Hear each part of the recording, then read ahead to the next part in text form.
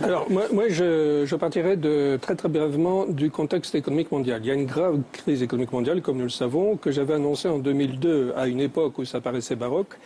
Et je dis que nous n'en sommes qu'aux prémices. Elle va surpasser celle de 1929.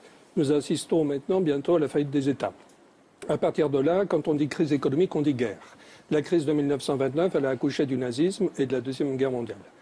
La grande crise que nous connaissons actuellement et qui est déjà complètement hors contrôle des chefs d'État et de gouvernement et des patrons de banque centrale, hors contrôle complètement, eh bien, elle va conduire forcément à ce qu'on pourrait appeler une troisième guerre mondiale. Et ça, c'est en quelque sorte un déterminisme contre lequel, hélas, personne ne peut rien. À partir de là, je crois que se mettent en ordre de bataille les puissances. L'OTAN est en crise, il essuie une très grave défaite en Afghanistan. C'est une grave défaite, non pas sur le plan militaire, puisque, pour dire les choses très horriblement et très cyniquement, pour un mort occidental, il y a 3000 morts à peu près en 11 ans. Il y a quelque chose comme 60 000 ou 80 000 ou 100 000 combattants talibans morts. Il faut comprendre que quand il y a un passage de chasseurs bombardés d'hélicoptères de combat, il y a beaucoup de monde qui meurt chez les talibans. Mais c'est pas comme ça qu'on gagne une guerre, on l'a vu au Vietnam. Et justement, c'est une guerre de civilisation, la guerre d'Afghanistan. L'OTAN est là pour gagner les esprits et les cœurs, pour que les petites filles aillent à l'école, et les talibans ne veulent pas. Moi, j'appelle ça une guerre de civilisation.